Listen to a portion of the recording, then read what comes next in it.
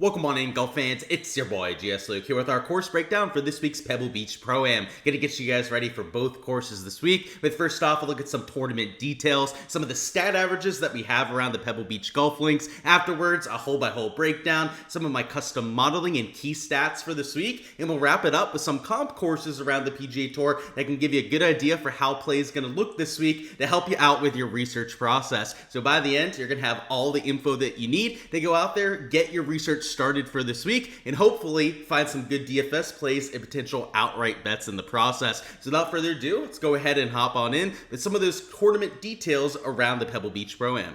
Pebble Beach is going to be the main course this week, and unlike the last few events here at Pebble, we're only going to have two courses in rotation this time. So the Monterey Peninsula Country Club, which has been a part of this event the last few years, is not going to be a thing here in 2025, which gives us a 36-hole cut, and the last two rounds going to be played over here at Pebble Beach, which of course is the most iconic out of the bunch at this event, and also the one that has hosted major championships in the past. So even more so than the last 2-3 years here, we're going to be focusing on the Pebble Beach golf links, which in terms of setup is a short par 72. It does have the 4 par 5s in play, but measures under 7,000 yards. So when you get calm conditions around this venue, particularly with the Pro-Am setup the first few days, you're going to see a lot of low scores. You've got POA greens, very similar to what you had last week for one of the two courses, and the rough is going to be a lot less substantial. And while it was 4 inches over there at Torrey Pines, when you have the Pro-Am in play for the first few days, they're not going to be nearly as rough with the rough. So only 2 to 3 inches this time around, but it is that rye/POA mix. Your greens extremely small around Pebble Beach golf links. In fact, the smallest that you have in all the PGA Tour at only about 3,500 square foot.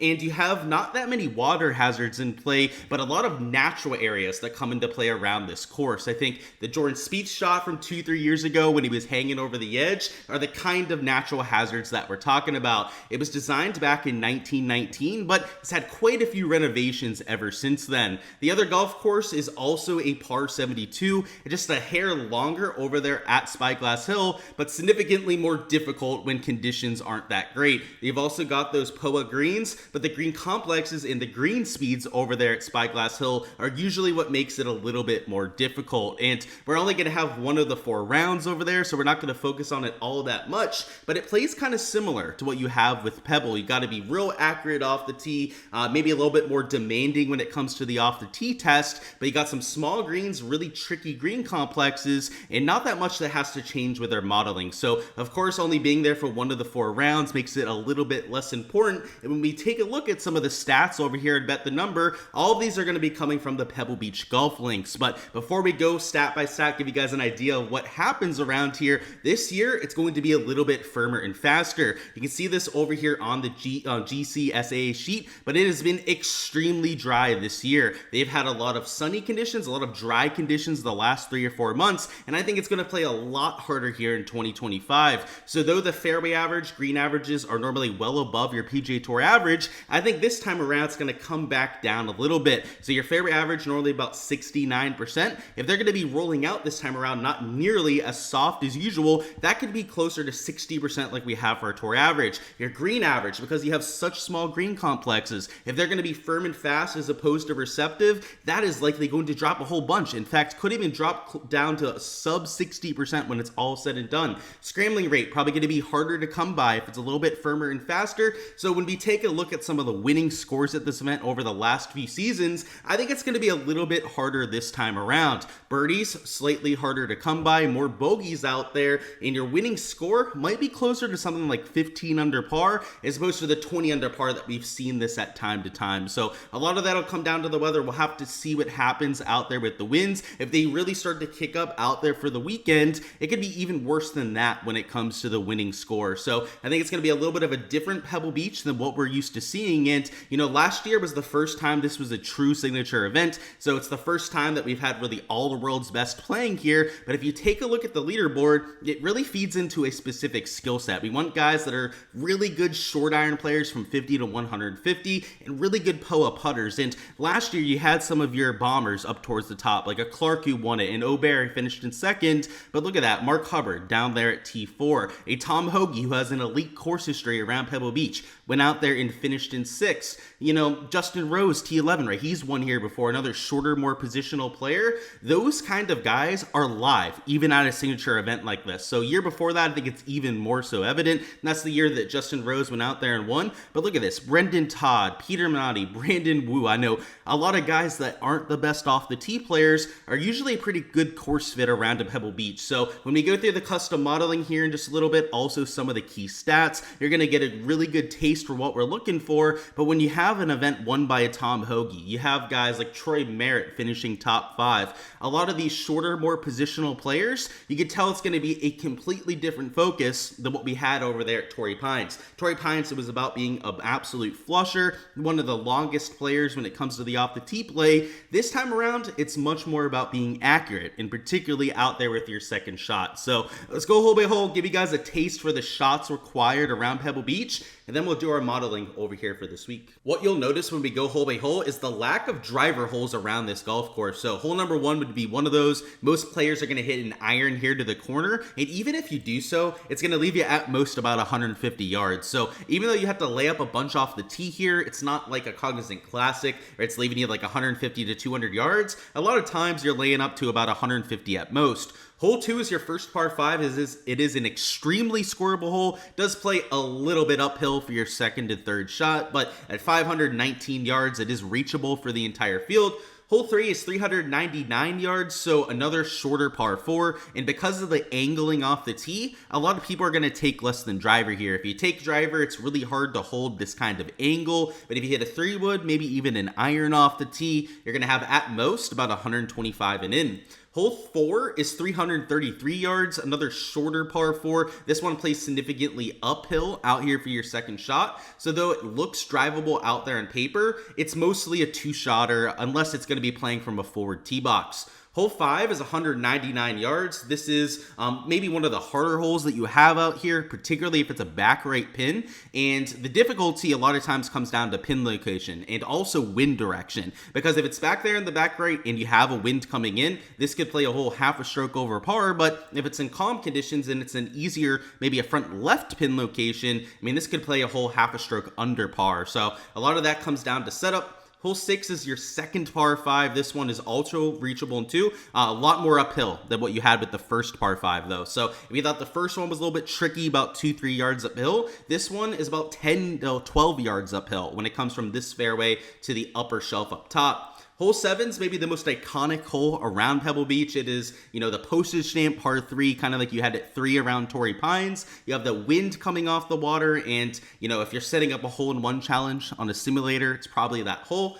Hole 8 is one of the harder holes that you have out here. It's a forced layup off the tee, and this is a good example of what Pebble Beach gives you, because though it looks super short, like you can absolutely bully this place, there's no way to hit driver here. You have to lay up off the tee, even though it is a slightly uphill tee shot, leaving you about 180 yards into one of the more complex green complexes that you have around here. Hole 9 is also really tough, so 8 and 9 are some of the hardest holes that you have out there. This is a downhill tee shot, but a 530-yard hole. Hole 10 is also tough. It's nearly 500 yards, so if you're starting on the back 9, you're getting a much tougher start than what you had there at hole number 1. Hole 11 is 388, so it is a birdie look, but an uphill tee shot and an uphill approach shot makes things a little bit harder than what it looks like on paper. Hole 12 is 214 yards, so definitely a tricky par 3. A lot of this comes down to tee box and pin location though. Hole 13 is 447. This is going to play as one of the easier holes over here on the back 9. Probably your first real birdie look that you have on this side of the scorecard. Hole 14 is a par 5. This is the hardest par 5 in all the PGA Tour. I'm not kidding when I say that. This will play over par for most of the days this year, particularly if it's playing into the trade wind as it usually does. Hole 15 is 398 yards. This is another scoreable look. You know, for as hard as I made the last hole sound, it's still a par 5. So you're still going to have a birdie look there most likely. 15 though, I would say an even better birdie look than what you have there at the par 5.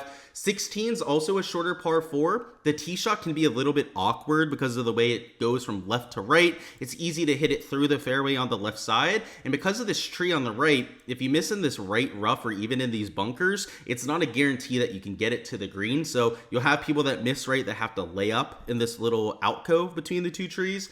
17 is 210. This is where Gary Woodland had to hit the chip on the green. A real difficult hole depending on pin location. If it's over here in the front right, it's not so hard, but anything in that back left corner is extremely difficult. And then finally, 18 is a finishing par 5, reachable in 2 for everyone. A lot of times your wind is coming into on this hole, so it'll play a little bit longer than 540 yards. And, you know, this tree, if it's into the wind, is certainly in play, but if it's in neutral wind direction or even downwind, most players are going to hit it past that thing. So it's a birdie look to end, but also really tricky, or a lot trickier than you think with most of these par 5s, as even if you get it up near the green complex in 2, it's a tricky up and down. Now that we've seen the golf course, let's go through some of my key stats for this week. And because it's a shorter, more positional golf course, we're going to be looking at a lot of accuracy stats. So in terms of off the tee, I've got regular off the tee in there, which, you know, it's always worth looking at some of the form heading in, but driving accuracy is really what I'm honing in on. So taking a look at some of the more accurate drivers in the field lately is a really good idea, especially around Spyglass Hill. So up towards the top, you have guys like Russell Henley towards the top, Lucas Glover, Aaron Rai, all getting a massive bonus there.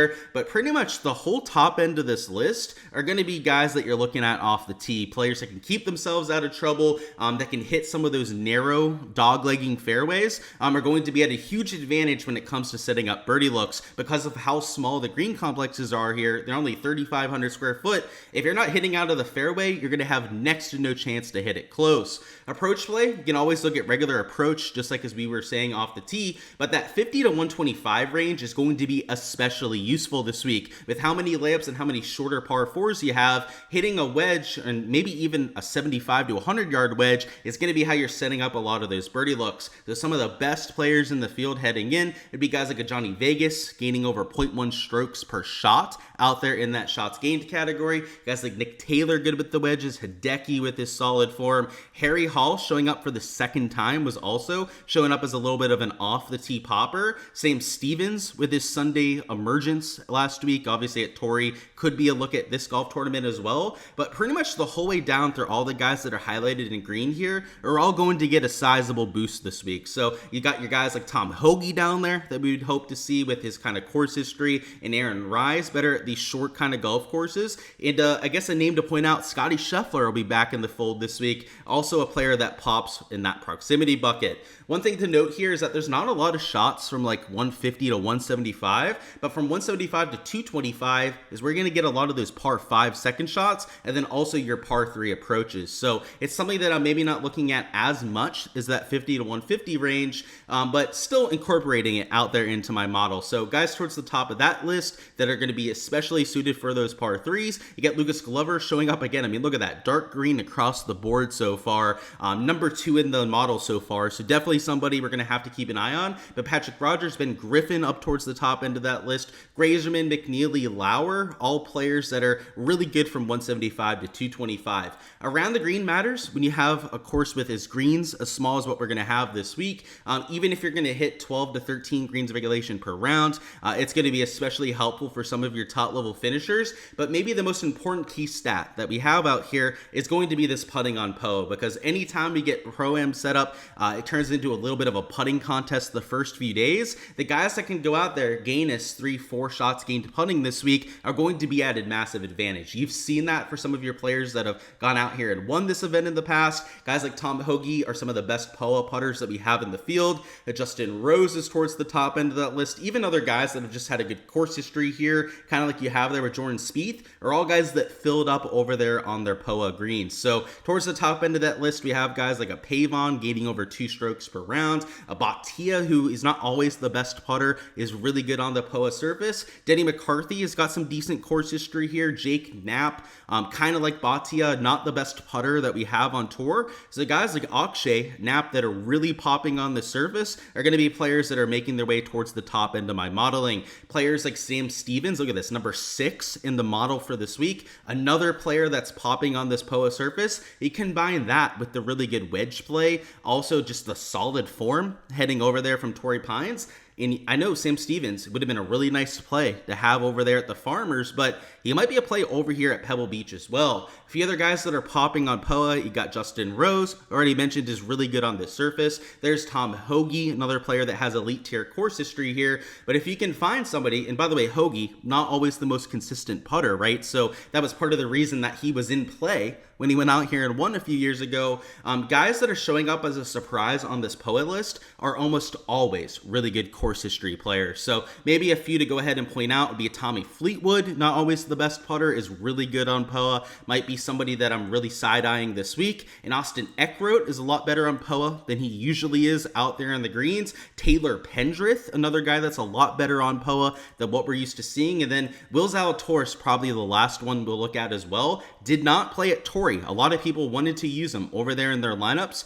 There's a reason why, right? You have POA greens over there at Torrey as well. The same kind of agronomy that you're going to have this week. All players that are funneling towards the top end of my shopping list. And if we go ahead and sort this by model score, take a look at the top level players. You have Harry Hall, who you already mentioned, also Lucas Glover, who was dark green in all those ball striking categories. But Ben Griffin continues to rate out very well. But if we take a look at this POA putting list, it's very important at a golf tournament like this. There's Sam Stevens, there's Mav McNeely, who, have both been pretty solid lately. That honestly, I think Mav too, with his familiarity, his experience around this course, grew up in the area, has played this golf course a whole lot. He's definitely going to be worth some consideration this week. A Bo Hostler gaining over a stroke POA putting per round. Also has had some decent ball striking stats lately. Colin Morikawa is even pretty decent on POA. We know he's a ball striker heading into this event. Are all the kind of guys that I'm going to have to do a little bit more of a deep dive on this week to see if they're worth some potential exposure. With Pebble Beach being a signature event, it can sometimes be hard to find comp courses, but luckily last year we had 3 short tracks that were also signature events that I think we can pull some data from. So first and foremost is going to be the RBC Heritage, which was already a comp course I was looking at last year. Very positional off the tee. You have to set up a lot of angles into greens. If you get out of position, you can really get bit around at RBC Heritage, but it is short and very scoreable. So it has a lot of the same kind of things in common with what we have this week. In the RBC Heritage last year and the year before that was a signature event. So you have a similar type of field strength that we compare from event to event. And though you have your Scotty Schefflers that went out there and win, you have your Thagalas, your Cantleys, your Clarks showing up there towards the top, which by the way, Clark also won this event last year, so not a terrible thing to see him up there in the top 3. You also had some of your shorter guys showing up still, like a Poston, like even a Sepp Straka that went out there in top 5 last year, a Chris Kirk, a Brian Harmon, a Russell Henley that went out there and finished in the top 12, showing you that those shorter, more positional kind of golfers still were able to get the job done that week. And I think that's going to be very similar to this event where you have a lot of those guys getting the advantage, but you're going to still see a lot of those top level guys showing up because of that field strength. I'm also looking at the Travelers Championship, another signature event from last year, another event won by Scotty Scheffler, but look at that. That's where Tom Hoagie went out there and finished in 3rd. Even a Tom Kim, who finished in runner-up in a playoff to a Scotty Scheffler. A lot of your guys that were finishing towards the top end of this list are guys that we see play well at those shorter kind of tracks. There's a Wyndham Clark down there at T9 again, but Wyndham Clark finished at the same positioning as a Brian Harmon that week. A Shane Lowry, who's not really known as that bomber off the tee. These are the kind of players that I'm looking at this week. You're still going to have your studs that finish in the top 5, top 10, but you're going to get a lot of these shorter, more accurate guys mixing in as well. And then lastly, the last one we'll look at is the first leg of the FedEx Cup playoffs. That would be TPC Southwind in the FedEx St. Jude Championship. Not quite a signature field event, a little bit different being there in the playoffs, but a lot of your world's best players are playing at this golf course, and you're going to see some shorter guys mixing into it as well. There's Danny McCarthy, who has a solid course history around there, but if you go to the year before that, Lucas Glover, who was one of the top model rank plays this week, number 1 over there 2 years ago at the FedEx St. Jude. Some of your shorter players like a Russell Henley also had a pretty good year there. Year before that, there's Will Zalatoris, who another one of those course history guys that was showing up in our modeling, but Sepp Straka, Lucas Glover, Brian Harmon, those shorter players are still going to have some top 5, top 10s around a golf course like this. So I think these 3 should give you a really good taste for the leaderboard that we're going to see this week. You're going to get your top level ball strikers, your top 5 players in the world, and then some course horse guys that mix into it as well. Alrighty guys, that is all I've got for the course breakdown this week. Go ahead, smash that like button if you guys haven't already. Also subscribe to the channel so you don't miss any of the content to come,